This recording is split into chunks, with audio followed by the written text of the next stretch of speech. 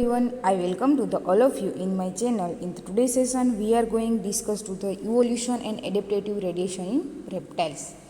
In the previous lecture, we have already discussed to the origin of reptiles. Means કે reptiles animals છે તે ક્યાંથી origin થયેલા છે, એના એન્સેસ્ટર કોણ છે, એ બધું ડિસ્કશન આપણે પ્રીવિયસ લેક્ચર્સની અંદર કરેલું. તો પણ છતાં આપણે થોડુંક બ્રીફ ઇન્ટ્રોડક્શન આપી દઈએ કે જેનાથી તમને આઈડિયા આવે કે લેક્ચર્સમાં આપણે શું સ્ટડી કર્યું. તો ફર્સ્ટ ઓફ ઓલ આપણે ઇન્ટ્રોડક્શન સ્ટડી કર્યું, જેની અંદર એમ્ફીબિયા ક્લાસના એનિમલ્સ છે તે શું થયું કે એમાંથી રેપ્ટાઇલ ક્લાસના એનિમલ્સ છે તે ડેવલપ થયેલા જોવા મળે છે, કે ઓરિજિન થયેલા જોવા મળે છે. એટલે તો આપણે ફર્સ્ટ જે વધુ કે પ્રિમિટિવ રેપ્ટાઇલ્સ એને શું કીધું છે તો કે સ્ટેમ રેપ્ટાઇલ્સ એવું કહેવામાં આવેલું છે. ઓકે, નેક્સ્ટ આપણે વાત કરીએ તેની અંદર એમ્ફીબિયન ઓરિજિન. મીન્સ કે એમ્ફીબિયન ઓરિજિન કેવી રીતના થયું છે એના ઉપરથી આપણે રેપ્ટાઇલ ઓરિજિન છે તે સ્ટડી કરી શકીએ છીએ. એટલે એ પહેલાં આપણે ફર્સ્ટ ઓફ ઓલ શું સ્ટડી કર્યું હતું કે એમ્ફીબિયન ઓરિજિન છે તે સ્ટડી કરેલું હતું. પછી નેક્સ્ટ વાત કરેલી હતું કે પ્રિમિટિવ્સ રેપ્ટાઇલ્સ, મીન્સ કે સ્ટેમ રેપ્ટાઇલ્સ વિશે વાત કરેલી હતી. એની અંદર આપણે એના કેરેક્ટર્સ કેવા જોવા મળે છે તે ડિસ્કસ કરેલા હતા. તો કે સમ કેરેક્ટર્સ છે તે કેના જેવા જોવા મળતા હતા, તો કે એમ્ફીબિયન્સ જેવા જોવા મળતા, કારણ કે તે કમ્પ્લીટલી એમ્ફીબિયન પણ નહોતું બનેલું અને કમ્પ્લીટલી રેપ્ટાઇલ્સ એનિમલ પણ જોવા મળતું નથી.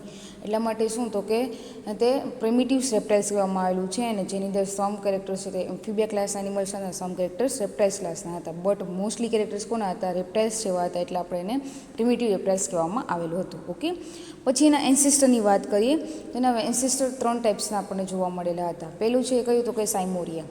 સાયમોરિયાની અંદર પણ આપણે રેપ્ટાઇલ્સ અને એમ્ફીબિયા ક્લાસના એનિમલ્સની એફિનિટીઝ આપણે સ્ટડી કરેલી હતી. ઓકે, મીન્સ કે સાયમોરિયા જે એનિમલ્સ છે એની અંદર એમ્ફીબિયા ક્લાસના એનિમલ્સના કેવા કેરેક્ટર્સ જોવા મળતા એ ડિસ્કસ કરેલા. પછી નેક્સ્ટ આપણે વાત કરેલી હતી તો કે રેપ્ટાઇલ ક્લાસના કેરેક્ટર્સ જે જોવા મળતા એ ડિસ્કસ કરેલું હતું. હવે એમાં અંદર કહીએ તો કે એમ્ફીબિયા ક્લાસના કેરેક્ટર્સ કેવા જોવા મળતા, કે એની ડ્રાયનેસ સ્કિન.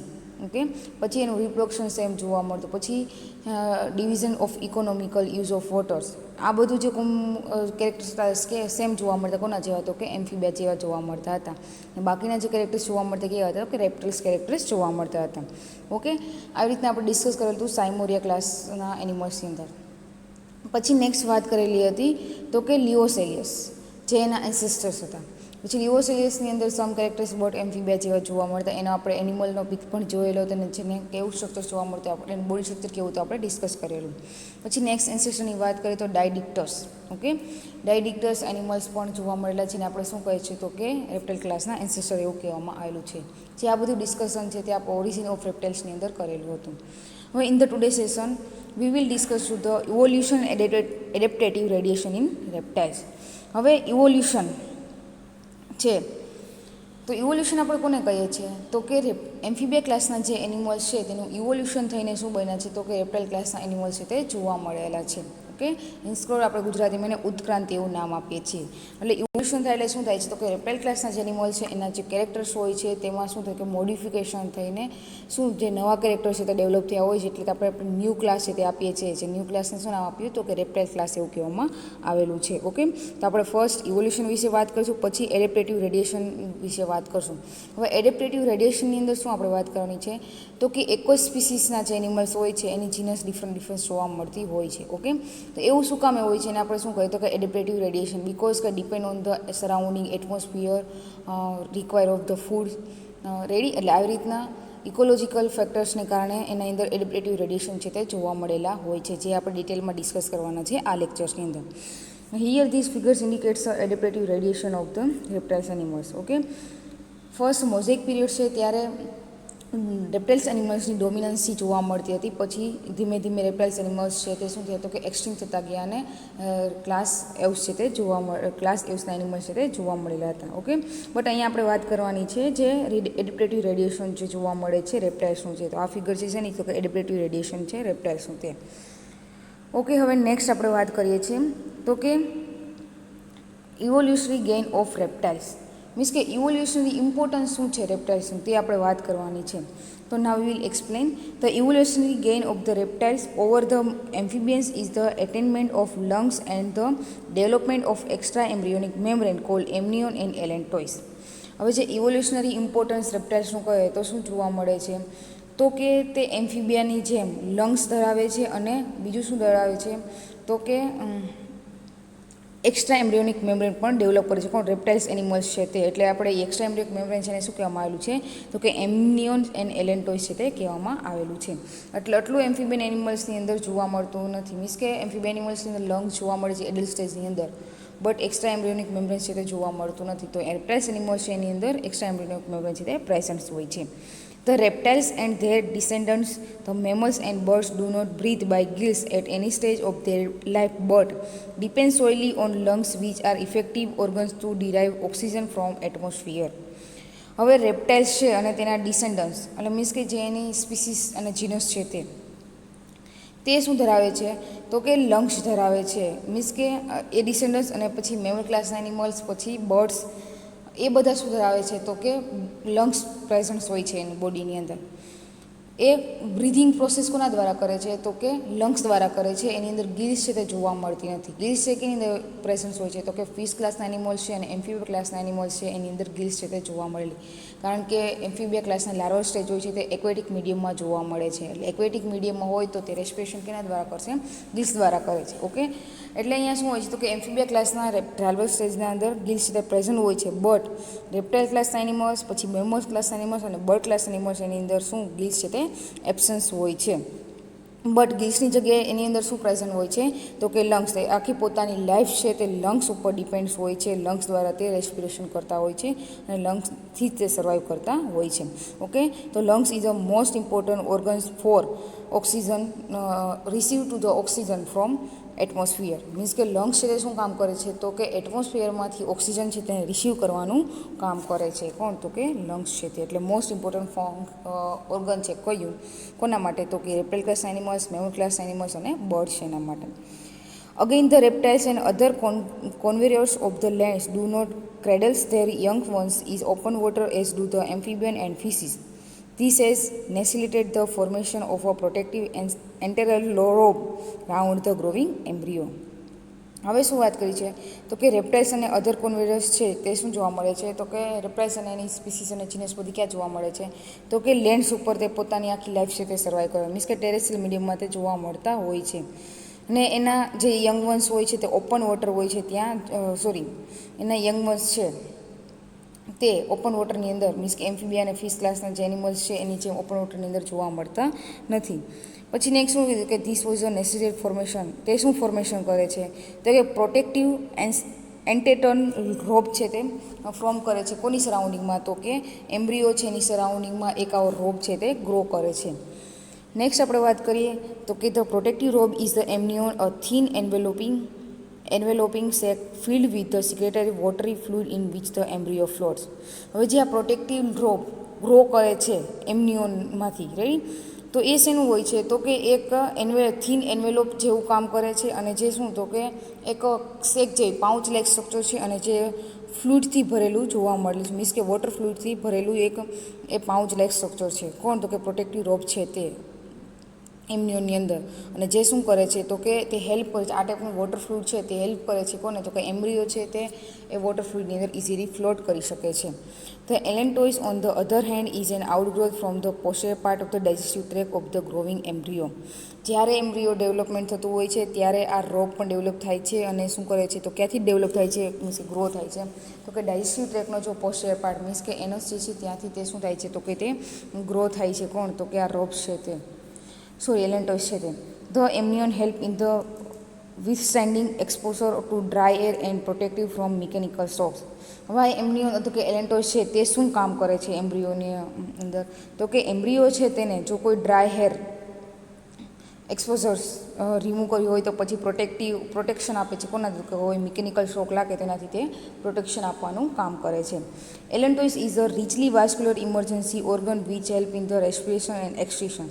હવે allantois શું છે? તો કે એકદમ rich and vascular emergency organs છે.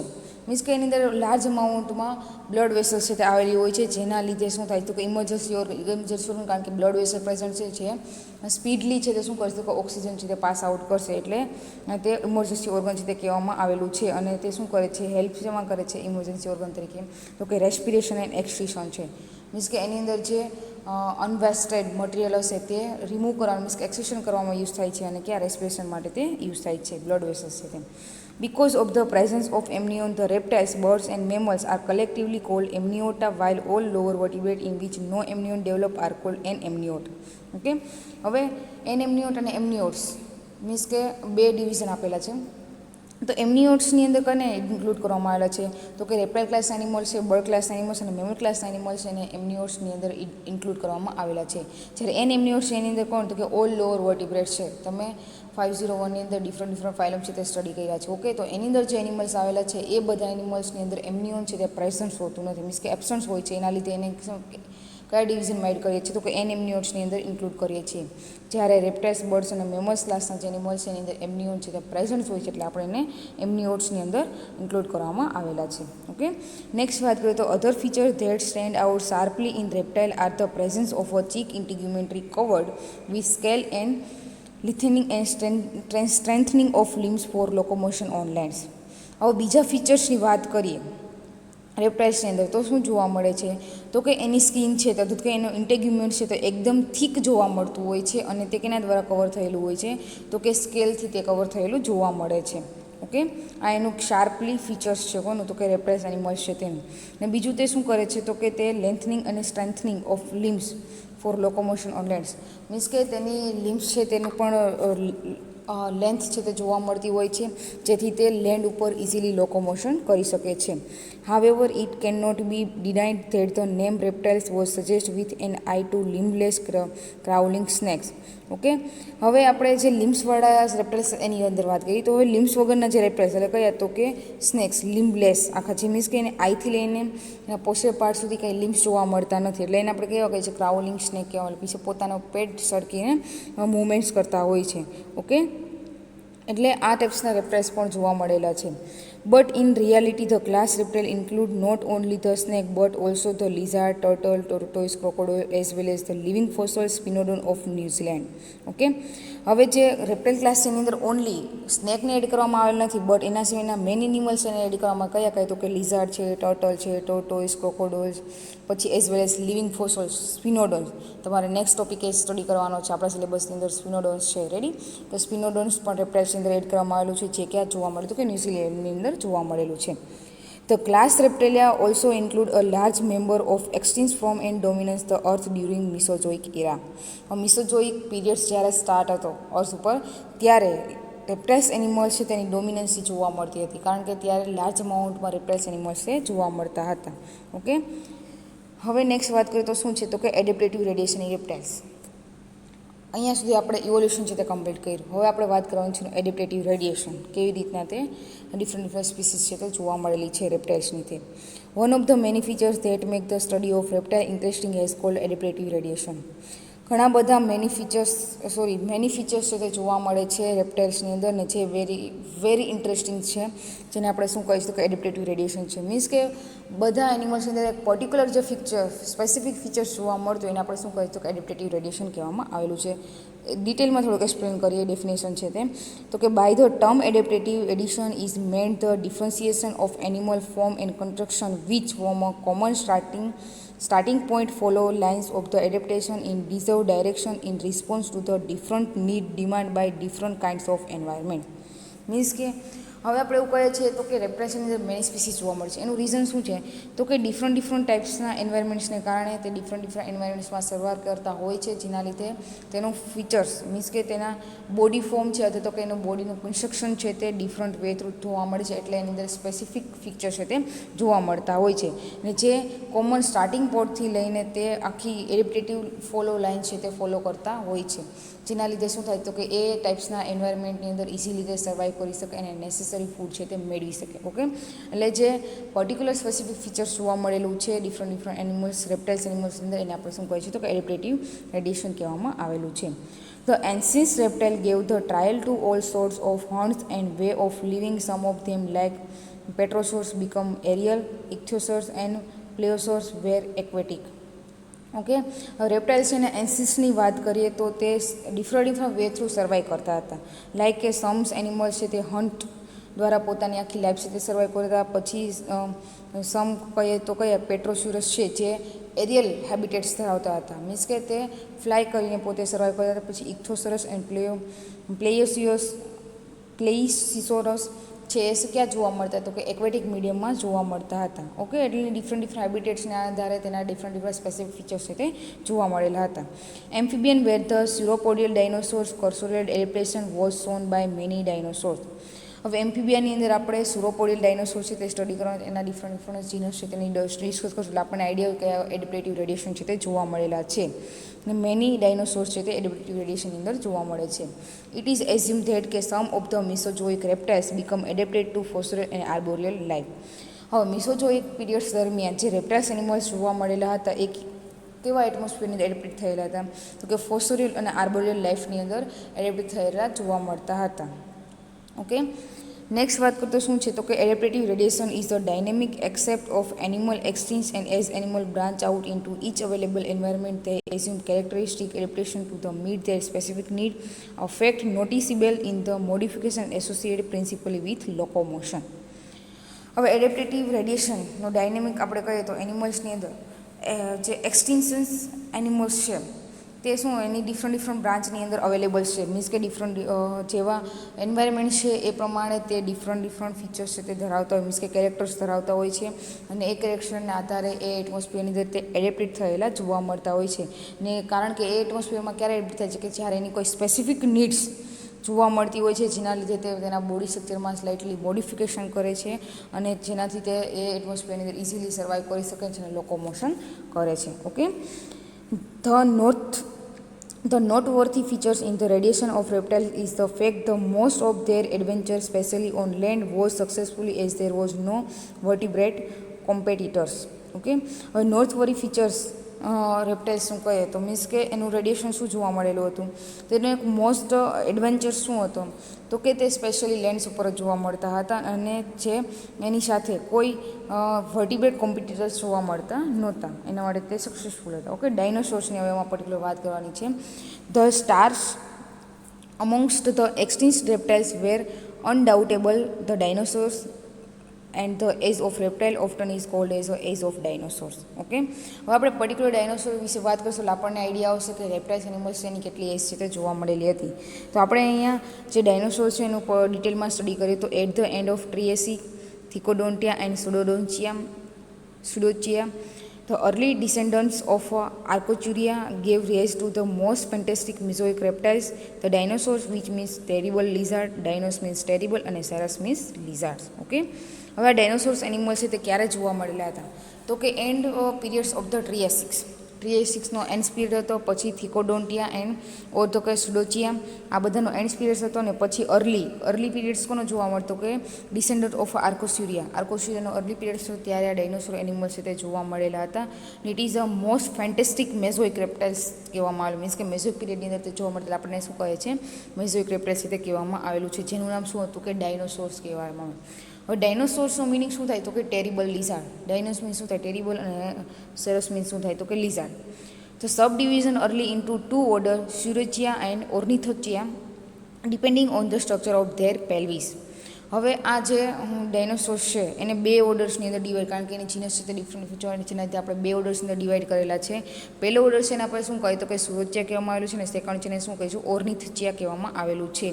જે એના ઉપર ડિપેન્ડ છે તો કે તેનો પેલ્વિસનું સ્ટ્રક્ચર, મીન્સ કે એનો પેલ્વિક ગડલ જે હોય છે એનું સ્ટ્રક્ચર છે તે ડિફરન્સ જોવા મળેલું છે, એટલે એના આધારે બે ઓર્ડરની અંદર તેને ડિવાઈડ કરેલું છે. ઓકે, તો એની અંદર વાત કરીએ તો saurischia had a reptilian predative pelvis with pubic entirely separate and anterior to ischium. Okay, હવે સુરોચિયા એનિમલ છે એનો પેલ્વિક ગલ્ડરની વાત કરીએ તો એની અંદર શું જોવા મળે છે તો કે એન્ટાયરલી શું હોય છે, પ્યુબિક છે તે પ્રેઝન્ટ્સ હોય છે, અને તે સેપરેટ જોવા મળતું હોય છે કોનાથી, ઇસ્ચિયમથી, અને ઇસ્ચિયમથી તે એન્ટાયર રિજનમાં પ્રેઝન્ટ્સ હોય છે. The early Surochians were bipedal with short forelimbs and 4 or 5 clawed digits. They progress on land with hind limbs. હવે જે સુરોચિયસ એનિમલ્સ છે તે બાયપેડલ એનિમલ્સ છે, જે બે પગ દ્વારા મૂવમેન્ટ્સ કરતા હોય છે, કારણ કે એના જે ફોર લિમ્સ હોય છે એકદમ શોર્ટ હોય છે, એના હાઇન્ડ લિમ્સ છે તે વેરી વેલ ડેવલપ હોય છે, જેના લીધે બે પગ દ્વારા તે મૂવમેન્ટ્સ કરશે. હવે જે એના હાઇન્ડ લિમ્સ છે ત્યાં શું હોય છે તો કે 4 or 5 ક્લોઝ ડિજિટ છે તે પ્રેઝન્સ હોય છે, જેના લીધે તે ઇઝીલી મૂવમેન્ટ છે તે કરી શકે લેન્ડ ઉપર. Some of the later forms become quadrupedal and herbivorous. થોડાક છે એ કેવા છે જે પાછળથી જોવા મળેલા સુરોચિયસ એનિમલ્સ છે, તો તે ક્વાડપેડલ્સ જોવા મીન્સ કે 4 પગવાળા તે જોવા મળેલા અને હર્બીવોરસ એનિમલ્સ છે, શાકાહારી છે. Okay, the bipedal carnivorous forms comprise the suborder theropoda, suborder theropoda including all flesh eating and bipedal carnivorous. હવે બાયપેડલ્સ અને કાર્નિવોરસ જે સુરોચિયન એનિમલ્સ છે તેને એક સબ ઓર્ડરની અંદર ઇન્ક્લુડ કરવામાં કયું છે, તો કે થીરોપોડા એ સબ ઓર્ડરની અંદર ઇન્ક્લુડ કરવામાં આવે છે, જે કેવા છે તો કે ફ્લેશ ઇટિંગ છે અને બાયપેડલ કાર્નિવોરસ એનિમલ્સ છે. ઓકે, તો અહીંયા જે ફિગર્સ આપેલી છે તો તે બે ડિફરન્ટ ઓર્ડર્સ છે, તેના પેલ્વિક ગડલ છે તે ડિફાઇન કરેલા છે. First figures it is known as a saurischial orders animals pelvic girdle and second is a ornithischia orders animal pelvic girdle. Okay, તો એની અંદર આપણે સુરોચિયા એનિમલ્સ છે એના પેલ્વિક ગડલની વાત કરીએ તો અહીંયા જો 3 પાર્ટ્સ જોવા મળે, કયા તો કે ઇલિયમ, ઇસિયમ અને પ્યુબિસ. આ મેઇન 3 પાર્ટ્સ 4 પાર્ટ્સ જોવા મળે, કયા તો એસિટાબ્યુલમ. તો આ 4 પાર્ટ્સ છે તેને આપણે કેની અંદર પેલ્વિક ગડલ ઇન્ક્લુડ કરેલા. હવે એની પોઝિશન કઈ રીતના છે એના આધારે બે ઓર્ડર ડિવાઈડ કરેલા છે. તો ફર્સ્ટ ઇસિયમ છે તે એન્ટેરિઝનમાં જોવા મળે છે અને ઇલિયમથી ઇસિયમ છે તે સેપરેટ હોય છે. ઓકે, પછી ઇસિયમ અને પ્યુબિસ પણ સેપરેટ જોવા મળેલા છે અને એસિટાબ્યુલમ છે તે ક્યાં હોય તો કે સેન્ટર રિજનમાં હોય છે ને લાર્જ જોવા મળે છે. કોના કરતાં કે ઓર્નિથિયા એનિમલ્સના જે પેલ્વિક ગડલ છે એનું એસિટાબ્યુલમ્સ કરતાં. ઓકે, હવે આપણે ઓર્નિથોચિયા રેપ્ટાઇલ્સ એનિમલ છે એના પેલ્વિક ગડલની વાત કરીએ તો એની અંદર ઇલિયમ છે તે લાર્જ જોવા મળે છે. કોના કરતાં તો કે સુરોચિયા રેપ્ટાઇલ્સ એનિમલ છે એના કરતાં. પછી શું હોય છે તો એની અંદર ઇસિયમ અને પેલ્વિસ છે તે બે જોઈન્ટ થયેલું જોવા મળે છે અને એસિટાબ્યુલમ છે તે સ્મોલ હોય છે. ઓકે, આવી રીતના બંનેની પેલ્વિક ગડલ છે તેનું એરેન્જમેન્ટ જોવા મળેલું છે. નેક્સ્ટ વાત કરીએ તો smaller cretaceous ostrich like forms such as struthiomimus and ornithomimus walk on 3 toes of large hind feet. હવે smaller cretaceous ostrich like forms જોવા મળે છે કોનું તો કે સચ ટ્રુથોમિનસ એન્ડ ઓર્નિથોમિનસ. એની અંદર શું હોય છે તો તે વોક માટે 3 ટોઝ છે તે પ્રેઝન્ટ હોય છે. ક્યાં તો કે હાઇન્ડ લીવ્સ જ્યાં જોવા મળે છે, લાર્જ હાઇન્ડ લીવ્સ હોય છે ત્યાં. Their forelimbs also had 3 fingers, of which one was opposable like a thumb and used for grasping. Jurassic Allosaurus, a monster carnivorous, was 10 meter long. હવે એના હાઇન્ડ લિમ્સ હોય છે ત્યાં 3 ટોયસ છે તે પ્રેઝન્ટ, બટ એના 4 લિમ્સ હોય છે તેની અંદર પણ 3 ફિંગર્સ છે તે જોવા મળતી હોય છે અને તે 4 લિમ્સ હોય તે કેવું સ્ટ્રક્ચર છે તો કે એકદમ થમ લાઇક સ્ટ્રક્ચર જોવા મળતું હોય છે, જે ક્યાં યુઝ કરે છે તો ગ્રેસેપિક જ્યુરેસિક આલોસોરસ છે તેની અંદર આ ટાઈપ્સનો યુઝિસ જોવા મળે છે ને it is a monster carnivorous animal છે. આ ટાઈપ્સ એનિમલ છે ને કહેવાય કે મોન્સ્ટર કાર્નિવોરસ એનિમલ છે અને એને બોડી લેન્થ કેટલી હોય છે કે 10 મીટર્સ જેટલી જોવા મળે છે. But the largest and the that ever walked the face of earth was Tyrannosaurus rex from Cretaceous of North America. It was 15 meter long and stood 6 meter high. Okay, પરંતુ આ અર્થના જે લાર્જેસ્ટ અને જે walk કરતા reptiles છે એને કયા છે તો કે થેનોસોરસ રેક્સ ફ્રોમ ક્યાંથી તો કે નોર્થ અમેરિકા છે ત્યાંથી એના ક્રિટેસિયસ રિજનમાંથી આ ટાઈપ્સના રેપ્ટાઇલ્સ છે તે જોવા મળે છે. એની બોડી લેન્થ છે તે 15 મીટર્સ હોય છે અને એની હાઇટ છે તે કેટલી હોય છે તો 6 મીટર્સ જેટલી જોવા મળતી હોય છે. It's hand was disproportionately great with large jaws armed with dagger like teeth 15 centimetre long. હવે એના શું હોય છે તો કે એનું હેડ છે તે એના લાર્જ જોઝ સાથે કનેક્ટેડ થયેલું જોવા મળે છે. એના આર્મ્સ છે તે ડેગર લાઇક્સ હોય છે અને ટીથ છે તે 15 સેન્ટીમીટર્સ લોંગ છે તે જોવા મળતા હોય છે. The 3 toes massive hind limbs were adapted for running but extremely short forelimbs were almost useless. હવે એના હાઇન્ડ લિમ્સ છે ત્યાં 3 ટોયસ છે તે પ્રેઝન્ટ હોય છે ને તે રનિંગ માટે એડેપ્ટ થયેલા જોવા મળે છે, બટ એના જે 4 લિમ્બ હોય છે તે એક્સ્ટ્રીમલી શોર્ટ જોવા મળતા હોય છે અને ઓલમોસ્ટ કહે તો યુઝલેસ, એનો કોઈ યુઝ તે કરતા નથી. હવે સબ ઓર્ડર સિરોપોડિયા ઇન્ક્લુડિડ હગ હર્મિવોરસ ક્વાડપેડલ ડાયનોસોર્સ. હવે સેકન્ડ સબ ઓર્ડરની વાત કરવાની છે કહીએ તો કે સુરોપોડિયા રેપ્ટાઇલ્સની. તો એની અંદર ડાયનોસોર્સની, તો એની અંદર કેવા ડાયનોસોર્સ જોવા મળે છે તો કે લાર્જ હર્બીવોરસ એનિમલ છે અને ક્વાડપેડલ 4 પગવાળા ડાયનોસોર્સ છે. Some of them were the largest and heaviest of all terrestrial and amphibians vertebrate that ever lives. હવે એની અંદર વાત કરીએ તો એમાં થોડાક છે કેવા છે તો કે લાર્જ હોય છે અને એનું બોડી છે તે એકદમ હેવી જોવા મળતું હોય છે ને ઓલ આર ટેરેસ્ટ્રિયલ્સ ડાયનોસોર્સ છે અને કેવા હોય છે તો કે એમ્ફિબિયસ વર્ટિબ્રેટ્સ જેવા એમ્ફિબિયન વર્ટિબ્રેટ્સ છે એનિમલ્સ એની જેમ સર્વાઈવ કરતા હોય છે. હવે એપાટોસરસ અથવા કે બ્રોન્ટોસરસ Diplodocus and Brachiosaurus were enormous Jurassic reptiles which more than 25-meter weight over 50 tons.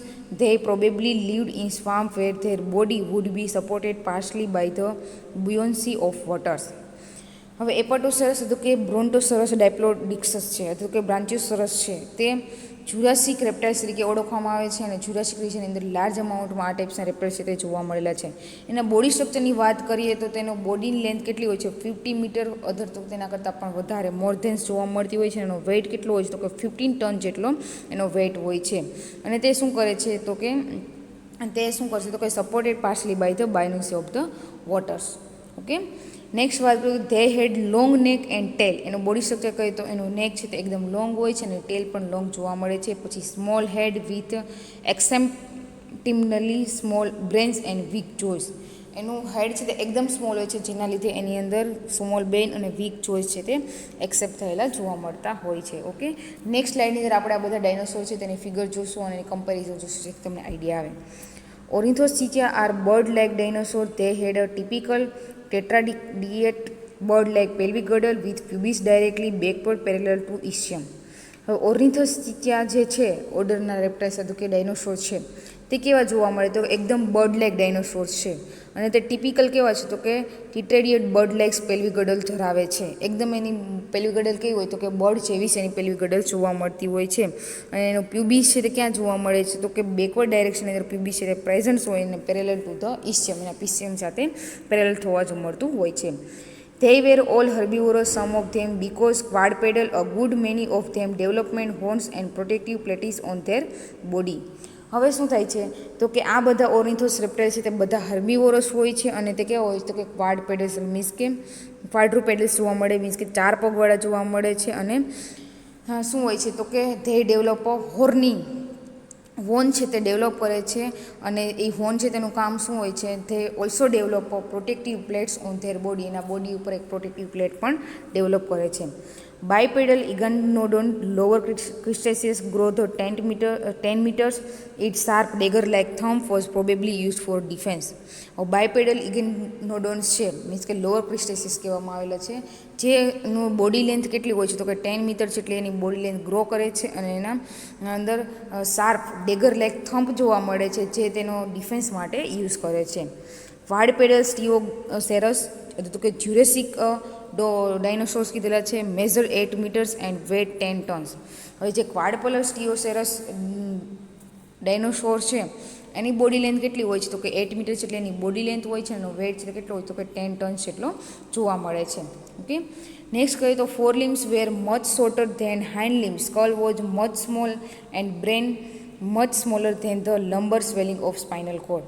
હવે એના ફોર લિમ્સની વાત કરીએ તો તેના ફોર લિમ્સ છે તેના હેન્ડ લિમ્સ કરતાં એકદમ શોર્ટ જોવા મળતા હોય છે. પછી એનું સ્કલ છે તે પણ સ્મોલ હોય છે અને બ્રેન પણ સ્મોલ જોવા મળતું હોય છે. કોના તેના જે સ્પાઇનલ કોર્ડનો લંબર રીઝન છે તે કેવો હોય છે તો કે એકદમ સ્વેલિંગ થયેલો જોવા મળતો હોય છે. It had a parapets of heavy triangular plates on its neck, back and tail. The tail was also furnished with formidable sharp spink or spine. હવે શું જોવા મળે છે તો કે તેના નેક પોર્શન ઉપર શું જોવા મળે તો કે ટ્રાયેન્ગ્યુલર હેવી પ્લેટ્સ છે તે જોવા મળેલી હોય છે. નેક પાર્ટ્સ અથવા તો કે એનો બેક અને ટેલ આ ત્રણેય પાર્ટ્સ ઉપર એક triangular plates heavy triangular plates છે તે જોવા મળતી હોય છે. અને એની ટેલ હોય છે તે શું હોય છે તો કે એનો ફોર લિમ્સ મેન કે જે એન્ટેરિયર પાર્ટ્સ હોય છે ત્યાં એક શાર્પલી સ્પાઇન લાઇક સ્ટ્રક્ચર છે તે પ્રેઝન્ટ હોય છે. પછી ટ્રિસેરાટોપ્સની અંદર કહીએ તો લેટ ક્રિસેસિસ કહેવામાં આવેલા છે. Was a 6 metre long and stood 3 metre high and had quadrupedal weight. હવે ટ્રિસેરાટોપ્સ ડાયનોસોર છે કે એની બોડી લેન્થ કેટલી હોય તો કે 6 મીટર જેટલી લાંબા હોય છે અને 3 મીટર જેટલી એની હાઇટ હોય છે અને તો કેવા છે તો 4 પગવાળા જોવા મળે છે. Its enormous head carried 3 huge horns projecting from a large bony frill or collar projecting the vulnerable skull.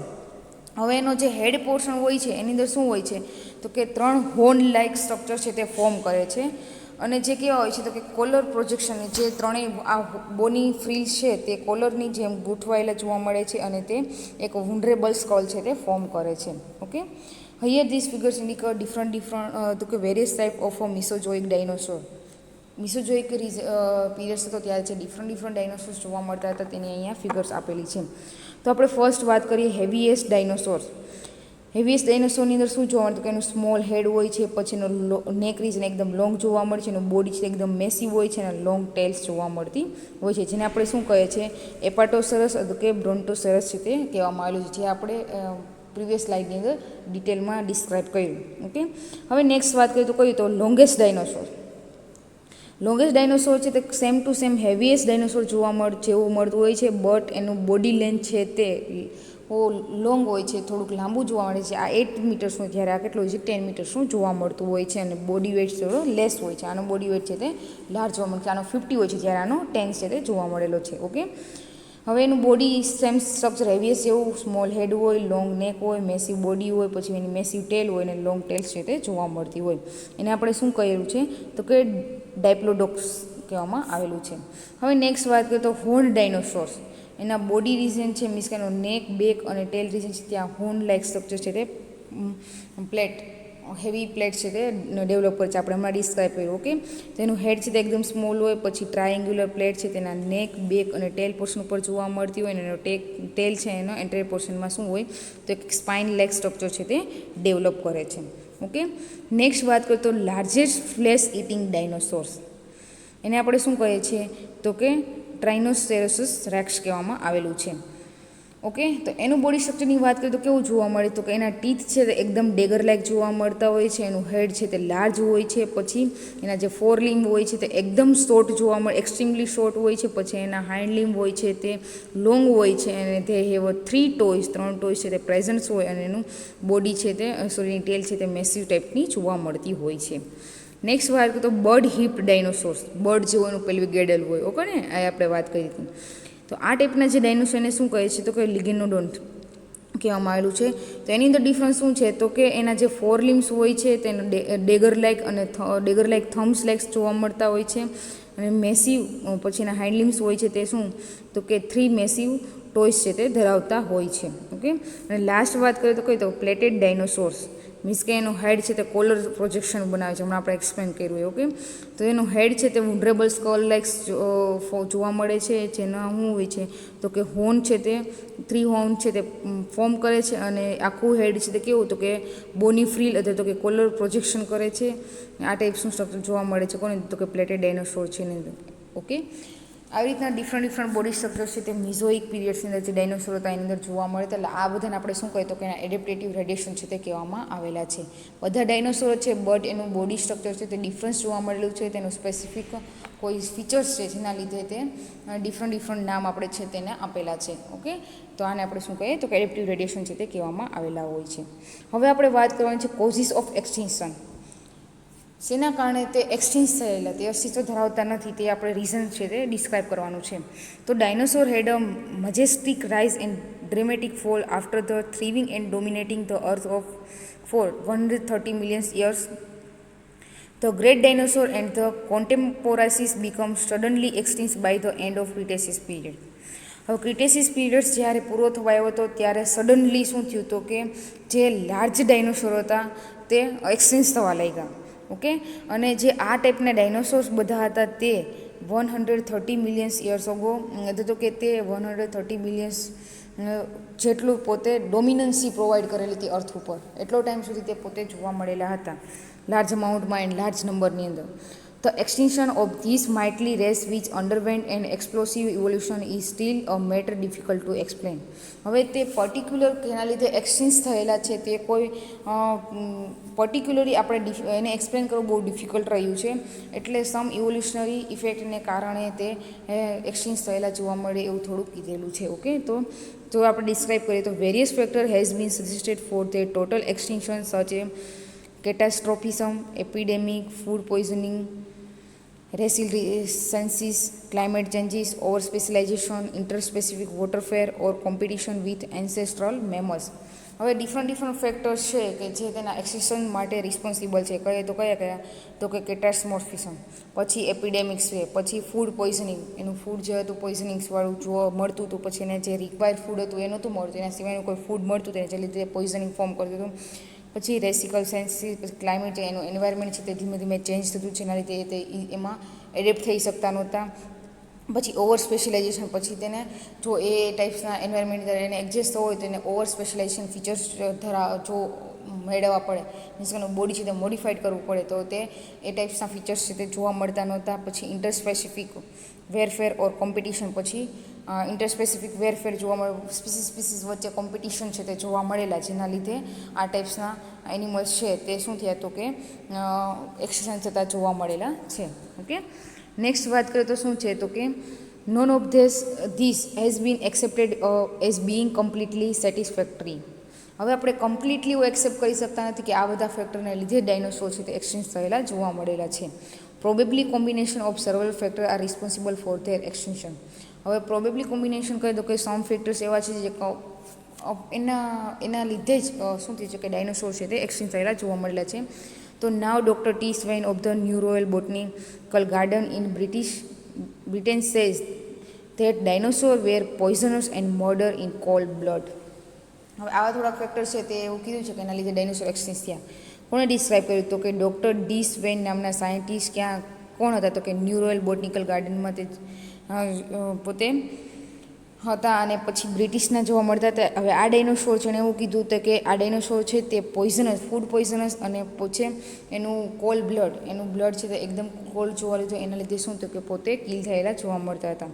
According to doctor Swain it was nature which killed the reptiles by introducing in to their diet on new class of plants containing aromatic types of alkaloids. હવે શું કીધું તો કે new ક્લાસના જે plants છે જેની અંદર શું જોવા મળતું હતું કે એરોમેટિક ટાઈપ્સનું આલ્કેનોઇડ છે તે પ્રેઝન્ટ હતું, જેના લીધે આ ટાઈપ્સના ડાયનોસોર છે તે ફૂડ તરીકે યુઝ કરતા અને જે ફૂડ પોઈઝનિંગ તરીકે બિહેવ કરતું, જેના લીધે શું થતું તે પોતે કિલ થઈ જતા હતા. In support of this theory doctor Swain said that there is evidence of increasing physiological trouble in dinosaur toward the end of their region.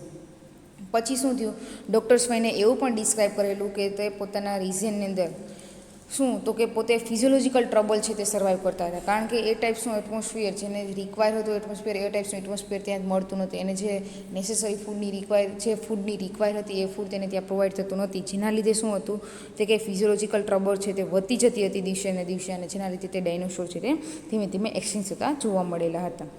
He further said that there was an increase in size of their hypothalamus and certain dinosaur fossils have been found in controlled position suggesting the alkaloid poisoning. હવે બીજું એને suggest શું કરેલું તો કે એની હાઇપોથેલેમસની size છે તે ધીમે ધીમે ઇન્ક્રીઝ થતી જતી હતી, અને જે સર્ટેન ડાયનોસોરના ફોસિલ્સ મળેલા છે એની અંદર એવું જોવા મળેલું છે તો કે એની અંદર આલ્કોહોલના ફૂડને કારણે તે કિલ થયેલા જોવા મળેલા છે. Dinosaurs were victim of changes in the ecological relationship between them and plants, and such changes hold the real key to the nature of extinction and to the whole evolutionary process. આખી evolutionary process દરમિયાન extinction real કી કહીએ તો શું છે તો કે જે dinosaur છે એનું ઇકોલોજીકલ રિલેશનશિપ છે તે ધીમે ધીમે ચેન્જીસ થતું ગયું, મીન્સ કે એની અને પ્લાન્ટ વચ્ચેની જે રિલેશનશિપ જોવા મળતી, મીન્સ કે જે તે ફૂડ તરીકે લેતા, ડાયટ તરીકે યુઝ કરતા, તે બધું શું હતું પોઈઝનિંગ, પોતા માટે પોઈઝનિંગ ફોર્મ કરતું હતું, જેના લીધે એની ઇકોલોજીકલ રિલેશનશિપ છે તે બ્રેક થતી ગઈ, અને એના માટેનું મોસ્ટ રિસ્પોન્સિબલ ફેક્ટર કયું છે તો કે એક્સટિંક્શન માટેનું તે મોસ્ટ રિસ્પોન્સિબલ ફેક્ટર છે એવું કહેવામાં આવેલું છે. Dr. Swain goes on to say that the demise of dinosaur is a lesson which all animals including ourselves should need.